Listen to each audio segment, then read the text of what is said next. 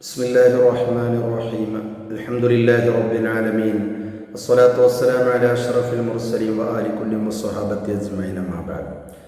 പ്രിയപ്പെട്ട കൂട്ടുകാരെ, ഇന്നലെ നമ്മൾ സൈനുദ്ദീൻ മഖ്ദൂം തങ്ങളുടെ രചനയുടെ പശ്ചാത്തലം നമ്മൾ ഓർമ്മപ്പെടുത്തി. ഇന്ന് നമ്മൾ ആരംഭിക്കുന്നത് മങ്കൂസ് മൗലിദിൻ്റെ തുടക്കത്തിലുള്ള ഹദീസിൻ്റെ ഒരു ശകലം മാത്രമാണ്.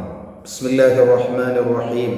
സുബ്ഹാനല്ലദീ അത്ലഅ ഫീ ശഹ്രി റബീഇൽ അവ്വലി ഖമറ നബിയിൽ ഹുദാ വഔജദ നൂറഹു ഖബ്ല ഖൽഖിൽ ആലമി വസമ്മാഹു മുഹമ്മദ. ഈ ഇത്രയും ഭാഗത്തിൻ്റെ പദാനുപദ അർത്ഥം ആദ്യം നിങ്ങളെ കേൾപ്പിക്കുകയാണ്. സുബ്ഹാനല്ലദീ, ഒരുത്തൻ്റെ പരിശുദ്ധിയെ ഞാൻ വാഴ്ത്തുകയാണ്. അത്ലഅ ഫീ ശഹ്രി റബീഇൽ അവ്വൽ, റബീഉൽ അവ്വൽ മാസത്തിൽ അവൻ ഉദയം ചെയ്യിപ്പിച്ചിരിക്കുന്നു. ഖമറ നബിയിൽ ഹുദാ, സന്മാർഗത്തിൻ്റെ പ്രവാചകന്റെ ചന്ദ്രനെ. വഔജദ നൂറഹു ഖബ്ല ഖൽഖിൽ ആലം, ലോകത്തെ സൃഷ്ടിക്കുന്നതിന് മുമ്പ് തന്നെ ആ പ്രവാചകന്റെ പ്രകാശത്തെ അവൻ ഉണ്ടാക്കുകയും ചെയ്തു. ഇവിടെ സുബ്ഹാന, എന്തുകൊണ്ട് സുബ്ഹാന എന്നതുകൊണ്ട് ഈ മൗലിദിൻ്റെ ഹദീസ് ആരംഭിച്ചു? അല്ലാഹു തആല എല്ലാ ന്യൂനതകളെ തൊട്ടും പരിശുദ്ധനാണ്. തസ്ബീഹിൻ്റെ വചനം കൊണ്ടാണ് മൗലിദ് ആരംഭിക്കുന്നത്. സുബ്ഹാന എന്നത് ഒരു അത്ഭുതത്തെ കുറിക്കുന്ന ഒരു പദമാണ്. ഈ പദം കൊണ്ട് തുടങ്ങാൻ കാരണം ഈ മൗലിദിൽ പറയുന്ന മുത്തുനബി സല്ലല്ലാഹു അലൈഹി വസല്ലം തങ്ങളുടെ വിശേഷണങ്ങളും മഹത്വങ്ങളുമെല്ലാം വലിയ അത്ഭുതപ്പെടുത്തുന്നതാണ് എന്നതിലേക്കുള്ള ഒരു സൂചനയായിട്ടാണ് ഈ സുബ്ഹാന കൊണ്ട് തുടങ്ങിയത് എന്ന് മഹാന്മാരൊക്കെ പറയുന്നതായി കാണാം. മുത്തുനബി സല്ലല്ലാഹു അലൈഹി വസല്ലം തങ്ങളുടെ ജീവിതത്തിലെ അത്ഭുത യാത്രയായ ഇസ്രാ മിഅ്റാജ്, അത് വിശദീകരിക്കുന്ന സൂറത്തുൽ ഇസ്രാ തുടങ്ങിയതും സുബ്ഹാനല്ലദീ അസ്റാ ബിഅബ്ദിഹി എന്ന തുടക്കം കൊണ്ടാണ്. നിങ്ങൾ നോക്കൂ, എന്തുകൊണ്ടാണ് പിന്നെ റബീഉൽ അവ്വൽ, മുത്തുനബി സല്ലല്ലാഹു അലൈഹി വസല്ലം തങ്ങളെ അള്ളാഹു ഭൗതിക ലോകത്തേക്ക് ജനിപ്പിച്ചത് റബീഉൽ അവ്വൽ മാസത്തിലാണ്. അവിടുത്തെ മാസങ്ങളുടെ നേതാവായ വിശുദ്ധ റമദാൻ മാസത്തിലോ യുദ്ധം ഹറാമാക്കിയ 4 മാസങ്ങളിലോ അഥവാ ദുൽഖഅദ്, ദുൽഹിജ്ജ, മുഹറം, റജബ് അടക്കമുള്ള ഈ മാസങ്ങളിലൊന്നും മുത്തുനബിയെ ഉദയം ചെയ്യിപ്പിക്കാത്തതിൻ്റെ കാരണം പണ്ഡിതന്മാർ പറയുന്നത് ആ മാസത്തിൻ്റെ ശ്രേഷ്ഠത കൊണ്ടാണ് മുത്തുനബി സല്ലല്ലാഹു അലൈഹി വസല്ലം തങ്ങൾക്ക് ശ്രേഷ്ഠത കിട്ടിയത് എന്ന് തെറ്റിദ്ധരിച്ച് പോവാതിരിക്കാനാണ്. അതുകൊണ്ടാണ് അതുവരെ ശ്രേഷ്ഠതയില്ലാതിരുന്ന റബീഉൽ അവ്വൽ മാസത്തിൽ അല്ലാഹു മുത്തുനബി സല്ലല്ലാഹു അലൈഹി വസല്ലം തങ്ങളെ ജനിപ്പിച്ചത്.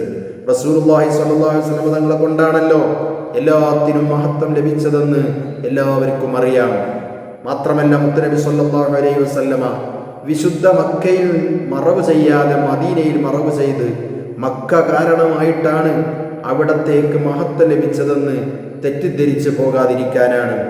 അതുവരെ മഹത്വവൽക്കരിക്കപ്പെടാത്ത മദീനക്ക് നബി സല്ലല്ലാഹു അലൈഹി വസല്ലമ തങ്ങൾ കാരണം പവിത്രത ലഭിച്ചു. ഈ ലോകത്തിലെ ഏറ്റവും ശ്രേഷ്ഠമായ സ്ഥലം മുത്തുനബി സല്ലല്ലാഹു അലൈഹി വസല്ലമ തങ്ങളുടെ തിരുശരീരം ചേർന്ന് നിൽക്കുന്ന മദീനയിലെ ഉജ്റത്തു ശരീഫയിലെ ഭാഗമാണ്. ലോകം സൃഷ്ടിക്കുന്നതിൻ്റെ എത്രയോ വർഷങ്ങൾക്ക് മുമ്പ് തന്നെ അല്ലാഹു സുബ്ഹാനഹു വ തആല മുത്തുനബിയുടെ നൂറിനെ സൃഷ്ടിച്ചു. ആ സമയത്ത് അള്ളാഹുവിൻ്റെ ലൗഹോ ഖലമോ സ്വർഗമോ നരകമോ ആകാശമോ ഭൂമിയോ സൂര്യനോ ചന്ദ്രനോ ജിന്നോ മനുഷ്യനോ ഒന്നും ഉണ്ടായിരുന്നില്ല. നബി സല്ലല്ലാഹു അലൈഹി വസല്ലമ തങ്ങൾ ഉമർ റളിയല്ലാഹു അൻഹുവോട് ചോദിക്കുന്ന ഒരു സന്ദർഭമുണ്ട്. ഓ ഉമറെ, ഞാൻ ആരാണെന്ന് നിങ്ങൾക്കറിയാമോ? നബി സല്ലല്ലാഹു അലൈഹി വസല്ലമ തങ്ങൾ എന്നിട്ട് പറഞ്ഞു കൊടുക്കുകയാണ്, എൻ്റെ നൂറിന് എല്ലാ സൃഷ്ടികളെയും സൃഷ്ടിക്കുന്നതിൻ്റെ മുമ്പ് തന്നെ സൃഷ്ടിച്ചു. ശേഷം 700 വർഷം ആ നൂറ് അള്ളാഹുവിന് സുജൂദ് ചെയ്തു. ആദ്യമായി അള്ളാഹുവിന് സുജൂദ് ചെയ്തത് എൻ്റെ നൂറാണ്. ഇത് അഹങ്കരിക്കാൻ പറയുകല്ല ഉമറെ, എൻ്റെ മഹത്വം അറിയിച്ചു തന്നതാണ്. വീണ്ടും അവിടെ നിന്ന് ചോദിക്കുന്നു, ഞാൻ ആരാണെന്ന് അറിയാമോ? അള്ളാഹു അർശും ലൗഹും കുർസിയുമെല്ലാം പടച്ചത് എൻ്റെ നൂറിൽ നിന്നാണ്.